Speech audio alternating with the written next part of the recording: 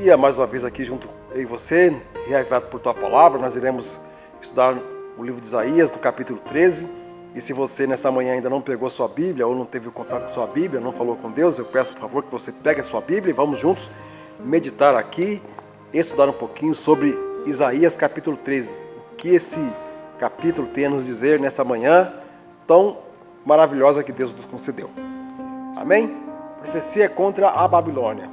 Sentença que numa visão recebeu Isaías, filho de Amós, contra a Babilônia. Alçai um estandarte sobre o monte escalvado, levantai a voz para eles, acenai-lhes com a mão para que entre pelas portas dos tiranos.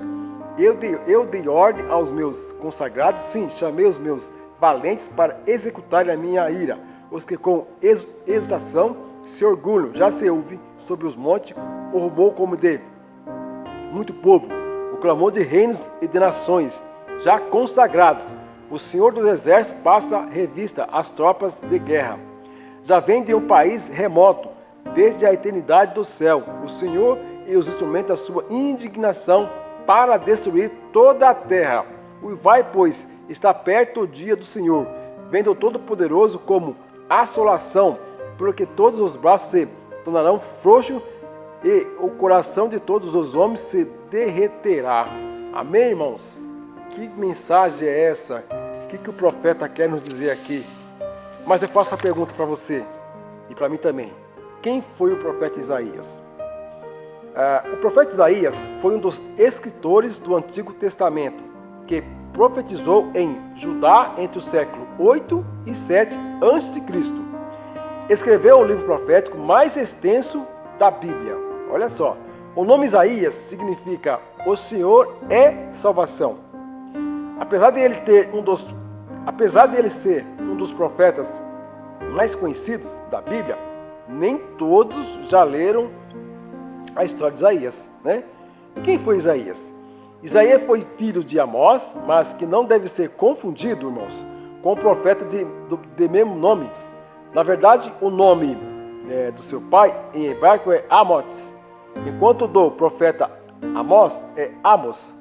Isaías era casado e sua esposa é chamada em seu livro de A Profetisa, Isaías 8:3, para você verificar lá. Talvez indicando que ela também profetizava, né? E voltando aqui para o capítulo 13 do livro de Isaías, o que esse capítulo ele quer dizer para mim e para você?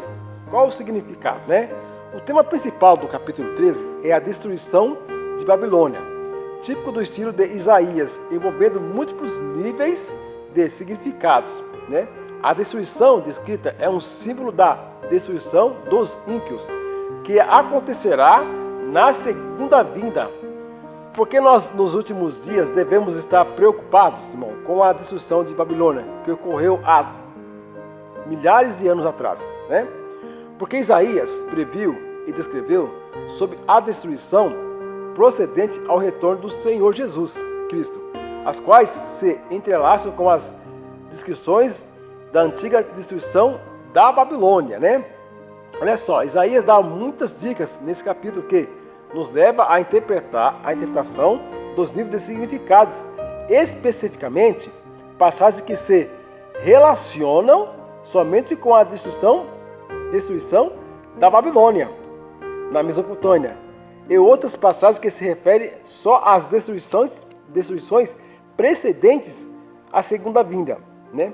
Depois da destruição da antiga Babilônia, nunca mais será habitada. Semelhantemente, na segunda vinda, a maldade do mundo será destruída para sempre. Isaías, irmãos, descreve a destruição na segunda vinda como um dia com furor e ira ardente. Olha só, esse capítulo pode ser dividido em 3 partes, né? A primeira parte, versículo de 1 até 5, descreve a consagração dos exércitos antes da destruição preditas, né? Esses exércitos serviram como instrumento nas mãos do Senhor para levar a cabo seus propósitos. A segunda parte, versículos 6 até o 18, descreve a destruição da Babilônia. Olha só, e serve como um símbolo para o mundo na época da segunda vinda. E a terceira parte, a terceira parte, versículos 19 até 22, descreve o destino da Babilônia decaída, né? Nos versículos de 1 até 5, o Senhor chama os exércitos para que se juntem antes da destruição da Babilônia, olha só, para executarem seus propósitos. O versículo 1 declara peso,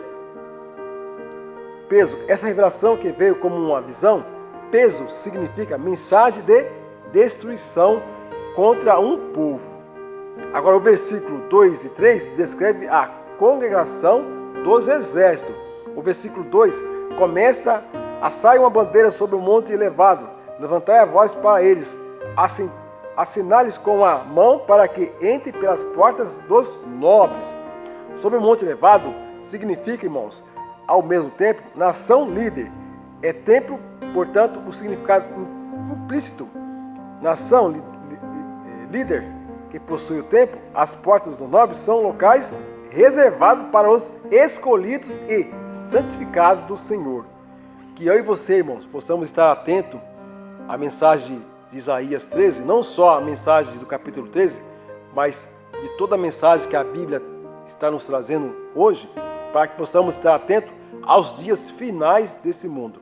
Que Deus os abençoe, que Deus os proteja e que possamos muito em breve estar diante do nosso Deus, que é o nosso escudo e nossa proteção. Fique com Deus, em nome de Jesus. Amém.